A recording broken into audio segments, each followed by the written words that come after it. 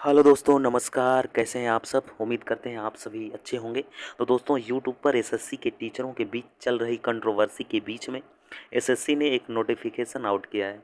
जी हाँ दोस्तों, finally SSC ने सीजीएल 2023 के लिए आवेदन मांगे हैं। तो आइए जानते हैं क्या है इस नोटिफिकेशन में। तो दोस्तों, देख सकते हैं आप, एसएससी सीजीएल यानी कंबाइंड ग्रेजुएट लेवल एग्जामिनेशन 2023 के लिए आप 3 अप्रैल से 3 मई के बीच में आवेदन कर सकते हैं। यदि आप अपने शुल्क का भुगतान ऑनलाइन के माध्यम से करना चाहते हैं तो आप 4 मई तक अपने शुल्क का भुगतान कर सकते हैं। यदि आप ऑफलाइन के माध्यम से यानी चालान के माध्यम से पेमेंट करते हैं तो आप 5 मई तक अपने शुल्क का भुगतान कर सकते हैं। यदि आवेदन करते वक्त आपके आवेदन में कोई त्रुटि हो जाती है तो आप इसे सुधार भी कर सकते हैं, जिसके लिए अलग से डेट मेंशन की गई है, जो है 7 मई से 8 मई के बीच में आप अपने आवेदन को सुधार कर सकते हैं। जो टीयर 1 के लिए टेंटेटिव एग्ज़ाम डेट दी गई है वो जुलाई है। जुलाई 2023 में एसएससी टीयर 1 का एग्ज़ाम कंडक्ट करवाएगा। बाकी टीयर 2 के लिए आपको बाद में अलग से सूचित किया जाएगा।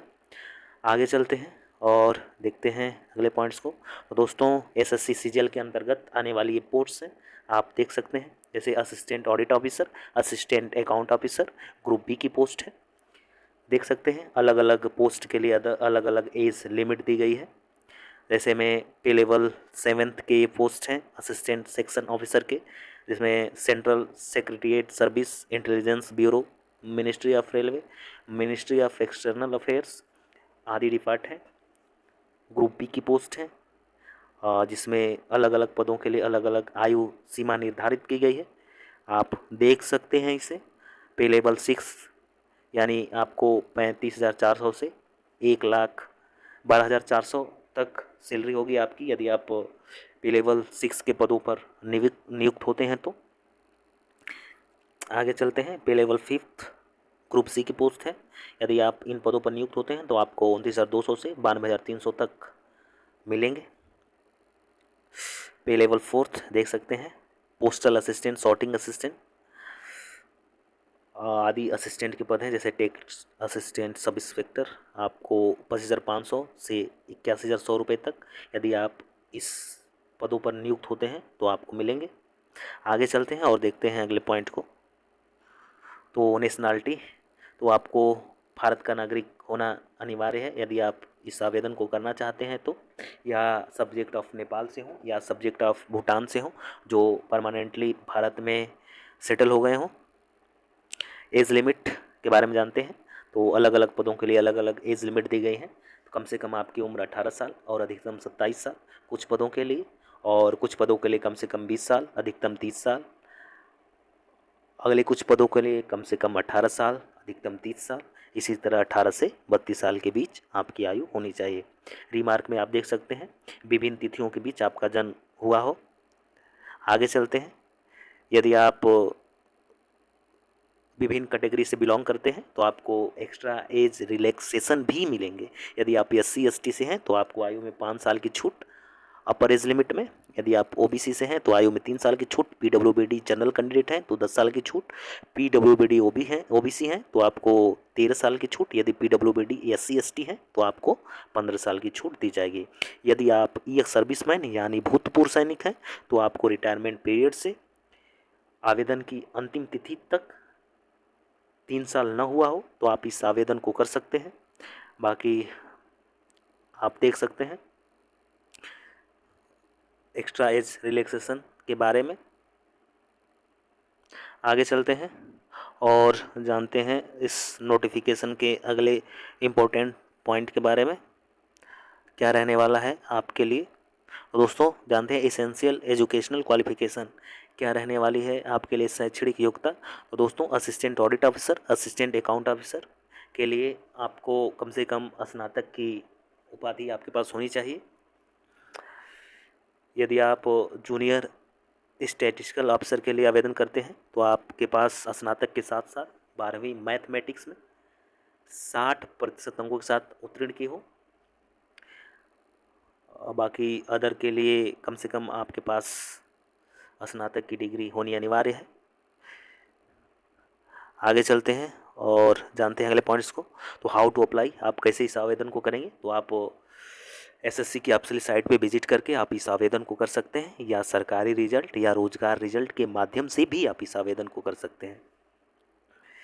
आगे चलते हैं और जानते हैं अगले पॉइंट्स को। तो एप्लीकेशन फ़ीस, यदि आप नॉर्मल कैंडिडेट हैं तो आपको 100 रुपये पे करने होंगे। यदि आप महिला उम्मीदवार हैं या SC ST हैं या PWBD हैं या भूतपूर्व सैनिक हैं तो आपको पूरी तरह से आवेदन शुल्क में छूट है। आपके लिए आवेदन निःशुल्क है। और फ़ी पेमेंट का माध्यम क्या रहने वाला है आपके लिए, या भीम UPI नेट बैंकिंग या visa master card RuPay card credit या डेबिट कार्ड से आप आवेदन का शुल्क पेमेंट कर सकते हैं। आगे चलते हैं और जानते हैं अगले पॉइंट्स को। तो ये एग्ज़ामिनेशन सेंटर आप अपने संस्था अनुसार जो आपके नज़दीक सेंटर हो आप उसे चूज कर सकते हैं। आगे चलते हैं और देखते हैं अगले पॉइंट्स को। तो स्कीम ऑफ एग्ज़ामिनेशन, तो आप का एग्ज़ामिनेशन 2 चरणों में संपन्न होगा, Tier 1 और Tier 2। तो आइए जानते हैं Tier 1 के एग्ज़ाम पैटर्न के बारे में। तो आपको जनरल इंटेलिजेंस एंड रीजनिंग से 25 सवाल 50 नंबर के पूछे जाएंगे, और जनरल अवेयरनेस से 25 सवाल 50 नंबर के, क्वांटिटेटिव एप्टीट्यूड से 25 सवाल 50 नंबर के, और इंग्लिश कम्प्रीहेंशन से 25 सवाल 50 नंबर के, जिसके लिए आपको 1 घंटे का टाइम दिया जाएगा। यदि आप PH कैंडिडेट हैं तो आपको 20 मिनट एक्स्ट्रा मिलने वाले हैं। और एग्ज़ामिनेशन में आपको नेगेटिव मार्किंग भी देखने को मिलेगी जो 1/4 है। और ये Tier 2 एग्ज़ामिनेशन पैटर्न, आइए देखते हैं इसके बारे में। सेक्शन 1 में आपके 2 मॉड्यूल होंगे। मॉड्यूल 1 में आप मैथमेटिकल एबिलिटीज़, और मॉड्यूल 2 में रीजनिंग एंड जनरल इंटेलिजेंस के 30-30 प्रश्न होंगे, जो कुल 60 प्रश्न होते हैं। एक प्रश्न 3 नंबर के, यानी टोटल आपके 180 नंबर होंगे। और सेक्शन 2 में आपके मॉड्यूल 1 में इंग्लिश लैंग्वेज एंड कम्प्रीहेंशन 45 प्रश्न होंगे, और जनरल अवेयरनेस के 25 प्रश्न होंगे। कुल 70 प्रश्न, एक प्रश्न 30 नंबर के, यानी कुल 210 नंबर के, जिसमें प्रत्येक सेक्शन के लिए आपको 1 घंटे दिए जाएंगे। कुल टाइमिंग आपकी रहने वाली है 2 घंटे 15 मिनट, जिसमें 15 मिनट आपको कंप्यूटर नॉलेज मॉड्यूल के होंगे, जिससे 20 प्रश्न पूछे जाएंगे। 3 नंबर के होंगे एक प्रश्न, कुल 60 नंबर के होंगे प्रश्न। आगे चलते हैं। यदि आप स्टैटिक्स के लिए आवेदन करते हैं तो आपको एक्स्ट्रा पेपर देने होंगे, जिसमें आपको general study, finance and economics से 100 प्रश्न होंगे 200 नंबर के, और स्टैटिक्स से 100 प्रश्न 200 नंबर के होंगे। आगे चलते हैं और देखते हैं अगले पॉइंट्स को।